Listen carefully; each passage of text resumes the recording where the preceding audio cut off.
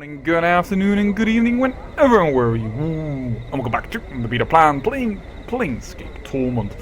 So I think it is time to, well, head to a different area. Just have a change of scenery, if you will. We certainly have still things to do in the Clerk's Ward and the Lower Ward, but there are also things that I want to do in the Hive. And what would I want to do in the Hive? Well, there are things I also still need to do, for instance, with Fleece over here, and what have you not, but I still haven't increased my dexterity, and as I said back in the day, well, I kinda want dexterity for that. So we're not going to do that right now, but what we are going to do is, well, I just noticed that I haven't used my spells on Dakon to heal him up. We learn from all parts of society. Yes, we do indeed, but what I wanted to do is, well, show you a neat little trick. If you do not dare to go into Undersigil, you can always use more, because at this level of taunting ability, he is quite capable of actually My skills have increased. taunting Black Abyssine to attack you, and because you incite them to attack, the people around you do not care. Isn't that handy? Because, well, I just even heard that because of this, Mort got a level up. I think that is quite appropriate, unlike Dakon, who only levels up apparently when we handle relationships. But, yeah. Oh, there's another one. Let's taunt this guy. Yeah, it's really hard to see him anyways, so... And of course, he can make a safe versus resist spell. But, yeah. Let's just run away, because I really do, think he should focus on Mort. Because Mort has all those nice spell resistances. There we go, and well, this time around we are a mage, so I think it is time that we mage it up a little. Just for the fun of it. There we go.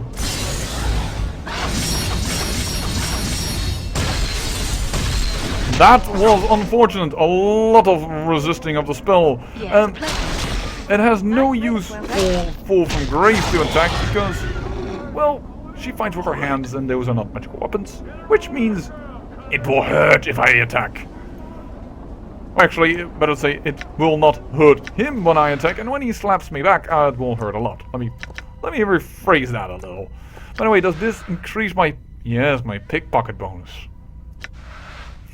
Perhaps we should use that and steal quite a nice few things. Our pickpocket currently is only 70%. I did increase it the last time around, but that is not high enough for me to steal some of the high-end goodies that you can gain. Voila, I gained 20 health simply by traveling, because now it just for some reason does that. At first in the early game, as I'm sure you know, because of course you watched also the early episodes. Well, it did not do so, but yes, it's quite easy now for me to regain hit points. Holy heck, this guy is resisting. He has probably heard of that demon-murdering, taunting, floating skull around, and has taken a class, and I do not care what you say. Well, he did growl that time. And if you did not hear that, then I would say turn up your volume for just a little moment, because it's a low growl, but I heard it. There we go. Except for Fall from Grace, because that doesn't matter. And you would just block people from attacking. There we go, and a nice crit as well. Okay. I should have given that beforehand if I wanted to heal him up a little bit, because he has taken a bit of damage, but... let's see here. My spells probably replenished because I leveled, I think, in the meantime. I think that is it. No, not everything. Then I have no idea why it is, but it is the way it is. All right. But of course, here's also in this area Requint, the one that we just saved from his curse by talking to Jumbo Murder Sense. You see, Requint, his eyes have reverted to their normal size, and he's no longer assailed by the twitching spasms that you noted before. He's smiling, and he looks considerably cleaner than before. Greetings, Requint. How are you feeling? He looks at you, amazed. Stopped? It all stopped just like that? He snaps his fingers and then looks down at himself. Powers above, He laughs. I feel clean again. Good to hear it. Jumbo didn't want to remove the curse, but I got it out of him. Thank you, sir. He looks flustered. I have nothing to pay you with. But you are in my good graces. He shrugs. For whatever that is worth. He frowns, then stands straight. I will tell the story of your kindness to all who will listen. Thanks, Frequent. I was happy to help. If you would never use that name again, I, among others, would be thankful. Very well. What should I call you? My name is... He suddenly catches himself and smiles. Perhaps I shall keep that to myself this time. He nods respectfully to you. Thank you again, good sir. Farewell. Oh, I hope you do not get a phobia for telling your name. I did help you out there. You should be quite aware of the fact that I am not your enemy. Oh, there was another black beside, but we have danced the dance with the devil enough tonight, have we not? We want to go in here. Because remember that burning man? Yes, and we now have the code word for decanter of endless water. Let's see if we'll do something. You tilt the decanter over the grill and begin to pour. A small stream of ice blue water pours from the decanter and touches the flames of the grill with a violent hissing and a rush of steam. As if in response to this challenge, the decanter seems to lunge forward, falling onto the grill and shattering. By the hells! Hissing billows of steam and a furious crackling noise rushes from the grill, spilling over you and forcing you to cover your ears and turns away. There's a scream, a cackling and terrible sound, like 100 buildings burning, people screaming. The screams being cut short by a roar of flame and melting flesh. And remember that this man burned, or it was hinted at that he burned down a good portion of the hive before other sorcerers trapped him like this and made him a connection to the plane of fire. Cover your ears, block out the sound. As you put your hands over your ears to block out the sound, you feel a stickiness on your hands like hot cheese or candle wax. Your ears are bleeding from the sound. You roll your hands back and see them covered with chunks of melted flesh filled with bloody swirls. Try and get out of the bar. You are about to run from the bar, anything to get away from the sound, when suddenly all is full silent. Except for a jagged, crackling crack from the grill. You turn. On the grill lies a decanter of endless water, now nothing but shards and steam. Above it is a creature, flames still trailing from his body, floating over the bar's floor. He is staring at you, his eyes flickering like two torches. I know you. Yes. The creature's face splits, charred flesh and peeling away from its jaw so that it might speak. Its voice crackles, burns, roars through the creature's chest. With every word, flakes of cinder and ash spit from its mouth and drift into the air. You can barely stand to look at this thing. A blazing radiance surrounding it's terrible to behold. Ignis. Yes, long have I slept dreams of flames. I am yours till death comes for us both. The creature floats towards you in the air, bending from the thermal surrounding it. As in response to its dreams of flames, flames curl from within Ignis' throat, and a tongue of flame streams from behind its blackened teeth. We shall see. Ignis hears you. Ignis, with his 20 constitution, 5 hit points per level. If you ever complain about that you roll bad on your character's hit points, then look at Ignis. He has 20 constitution and plus 5 per level. 5 times 7 is 35 hit points, which means he got 7 hit points for 7 levels of mage. 1 hit point per level. That is very unlucky. But he does have a lot of constitution and he is intelligent beyond anything, but he is repulsive and he's not very wise after all.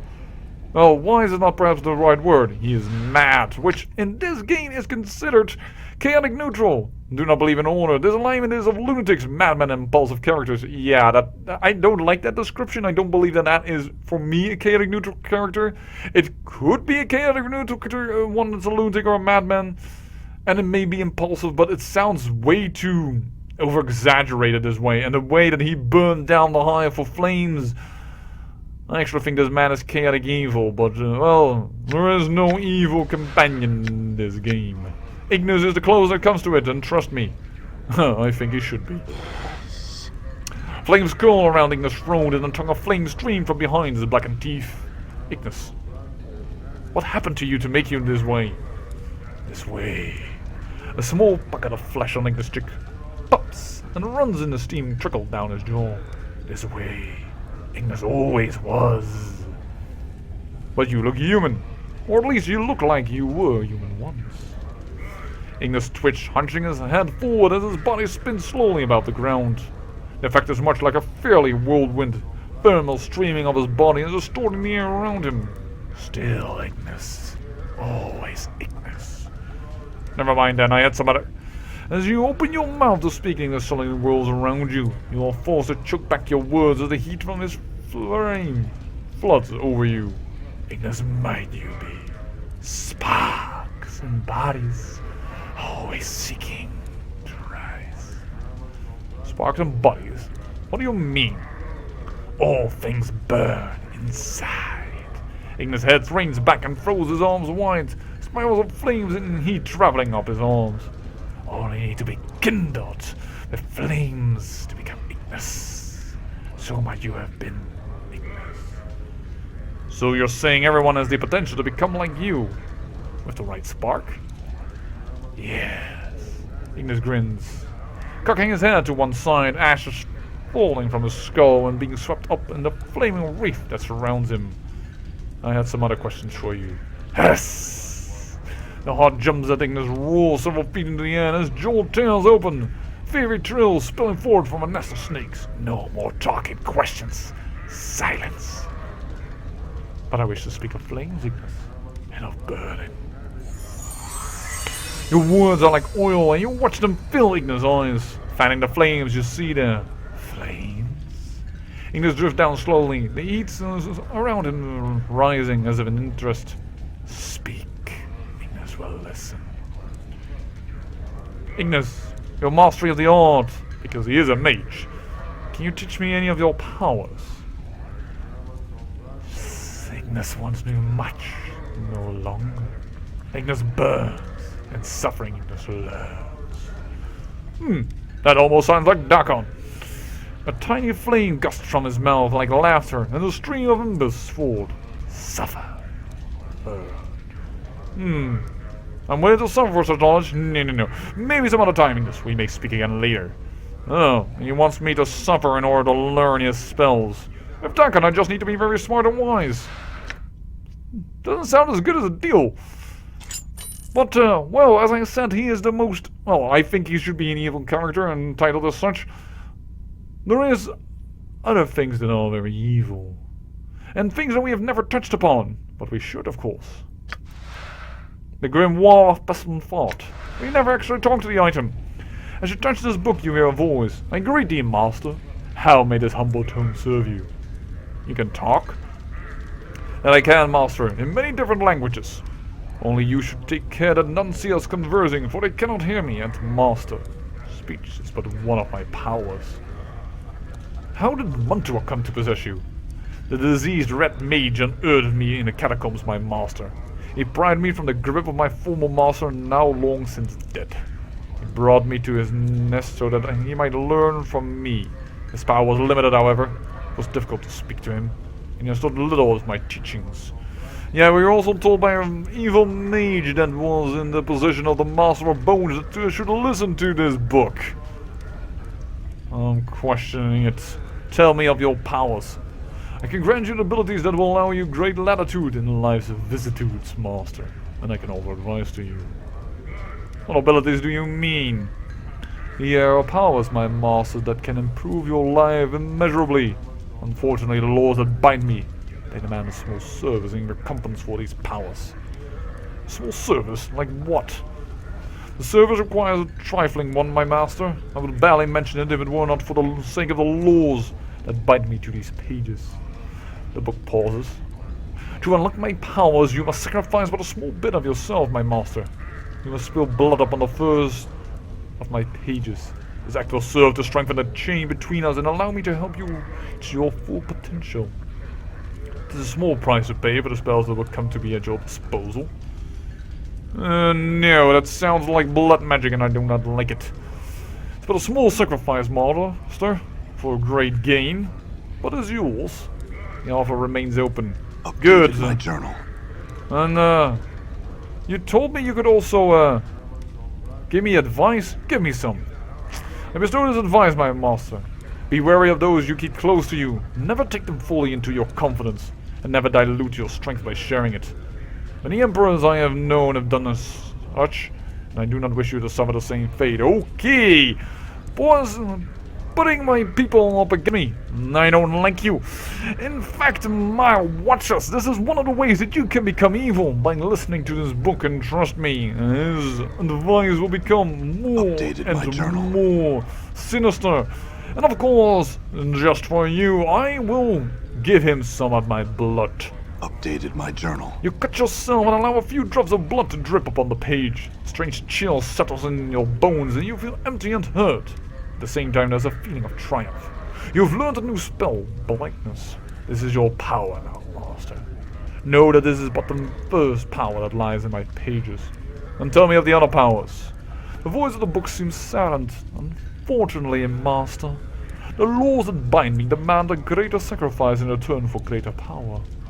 I would grant these powers to you freely, but as you can see, I am bound. What is this sacrifice then? The second sacrifice that you sell one of your companions into durance, bondage, slavery, is what will signify the binding between you and the power. Your companion represents the power placed at your disposal.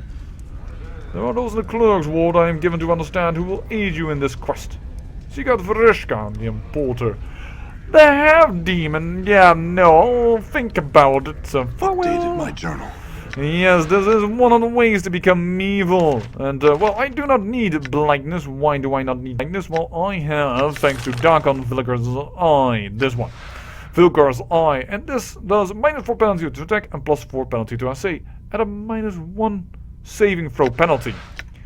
Blindness itself, which I've just given to Ignus over here. Thank you for not being a derpy derp, as I am now doing. Well, it does the exact same thing, -4 penalty to attack rolls and +4 bonus to opponent's attack rolls, but it doesn't come at a saving throw with a -1 penalty. Just a saving throw. So Vilkar's Eye is just a slight bit better. But Ignus is a mage, and Ignus does not have a spell like that. No, he has Tongue of Flames, which is more or less his 2 to 5 points of magical fire damage with no saving throw possible, in addition to cast against 1 extra missile every 2 levels. More or less magic missile. Everybody knows magic missile. If you have played closely a D&D game or something that represents it, you probably even heard of the internet trope, I attack the darkness. With what? I cast magic missile. Or I think it goes the other way around, but that's what I mean. And I attack the darkness. And the other one he has is Seeking Flames, which is, yeah, Seeking Flame grants all enemy targets in 50 radius -1 attack and -1 to saving throw penalties. More or less an area of effect version like blindness on one person. I actually don't like Seeking Flames that much. So I am going to say remove this, and I will give you an extra Tongue of Flames and a blindness. This is an Infernal Orb. Infernal Orb is, well, damaging and affects dexterity and strength. Well, Ignis Terror is very nice. People flee in terror. I like it better than this one. But we'll keep one for diversity. Fear Rain, more or less like Elysium Tears, but with fire damage and blood damage. Infernal Shield, very lovely. The spell creates a fairy shield that bestows 150% normal fire resistance and magical resistance. More or less, you heal off fire.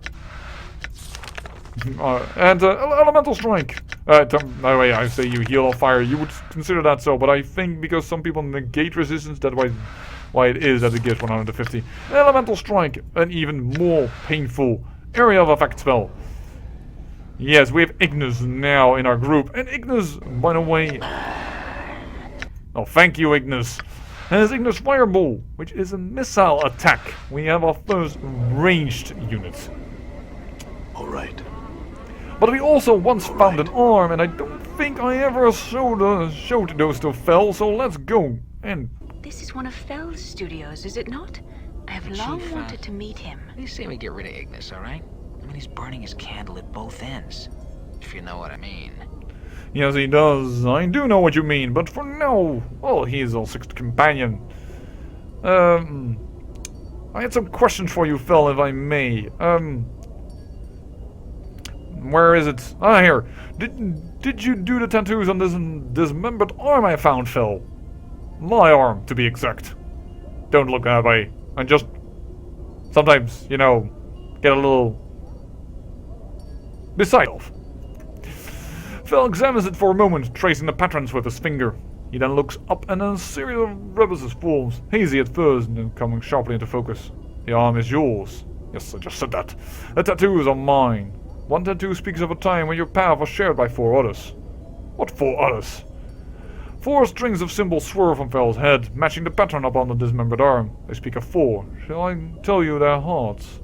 Yes. Updated my journal. The one swirls before you and you piece them together. One unloved who loves, one does not love. One who does not see what others see and sees what others do not. One who is familiar and bound with duty. And one who is a slave in his chains or words. As you finish translating, the 4 strings seem to form themselves into links and they emerge into a chain. The chain bends until it is a symbol you feel you recognize. That symbol, what is it? The symbol sharpens, gaining edges on and that are almost painful to your eyes. It is torment. It is that which draws all tormented souls to you. Phil nods at your left arm, at your shoulder. The flesh knows it suffers even when the mind has forgotten, so you wear the rune always. You mentioned that there were other tattoos on the arm. What others? Phil examines the arm again, tracing the other faded tattoos upon its surface. As he does, they each appear as a symbol above his head, hazy at first, then coming into focus sharply. He turns to face you. Once forgotten, now remembered. You may wear them again if you wish. Well, that's all I wanted to know for now. Now this is a tricky thing. Dakon, can you translate for me? We did this before, but then it went wrong. Ask him about the dismembered arm. Dakon studies the symbols but remains silent. Dakon, what is he saying? The arm is yours, the tattoo are his.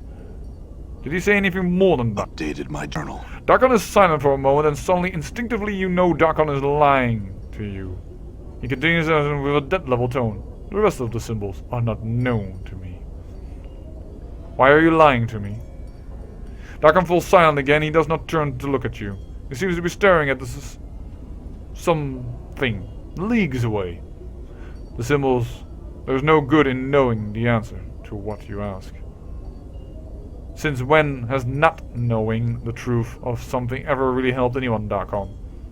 The counselor who counsels ignorance betrays his station. Updated my Truth journal. will set you free, and I have said that many, many times before. There is truth in your words. That truth should be known to me. Dakon is silent for a moment and turns to you, his eyes ardent. The symbols speak of 4 you have traveled with in the past. Go on. What 4 are these? What did he say, Dakon? Even if we know the answers. Dakon isn't even looking at the symbols. The tattoo speaks of 4 minds. One was a woman who loved a man who knew her and knew not love. The other was a blind man who saw things no mortal eyes could see. Another was a familiar, a mage's pet, bought and bound. And the last was a slave. Why did you not tell me this? The 4 of them bound with a symbol that is known to me. What symbol? The symbol is torment. He says that you have always worn it, for the flesh knows that it suffers, even when the mind does not. Enough about that symbol. Tell me everything you know about the 4 that are on the tattoo.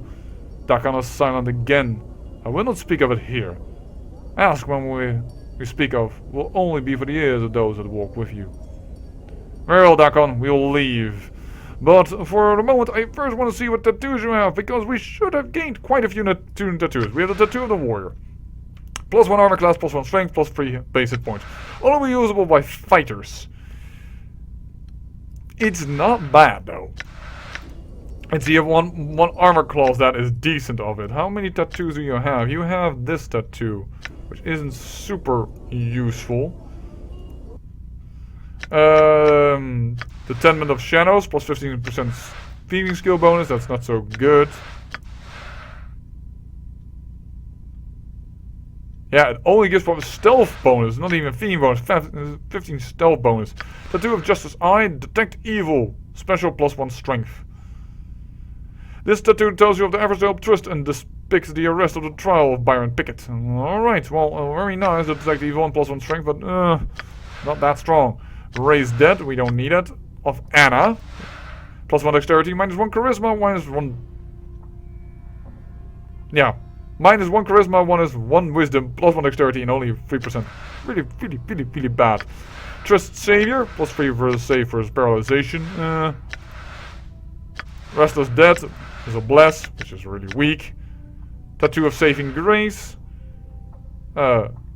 Save some of Full of Grace presence must be rubbing off on you, for this tattoo allows you to be steady your thoughts and take events from a calm perspective, allowing you to gain more experience for encounters. Furthermore, this tattoo helps calm the mind that allows you to control your impulsiveness, panic, and harness your adrenaline rush to shrug off spells, paralyzation, and any other attacks that rely on chance to pierce your defenses. +5 lore skill, +1 wisdom. Wisdom is good, as we all know.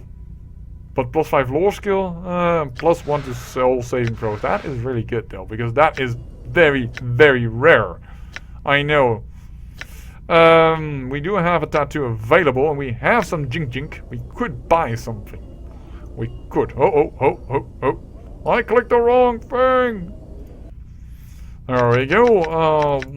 We also have the tattoo of Ignis. Fire resistances. Special wishes temporary, and equipped is +1 constitution. But -50% resistance to magic. Oh, I'm surprised. And -1 wisdom. Tattoo of the skull, which is for Mort, I am sure. Yes, it is. Doesn't really matter. Tattoo of the spirit. We have already the greater one. Where are the special ones? Tattoo of the lost incarnation. There we go. Grant experience points when invoked. Increase regeneration rate when worn. Not really bad. Increased regeneration, but worth a tattoo? I don't know. Tattoo of Wasting Darkness. Grants experience points when invoked. Yeah, but I'm not... I never knew how that worked, to be honest. It never really very well worked. Silent Coins, Weeping Stones. I think my former incarnation was a thief, seeing how many things give a bonus to a thieving skill. Weeping Stones... That is for helping out the man with the... what have you,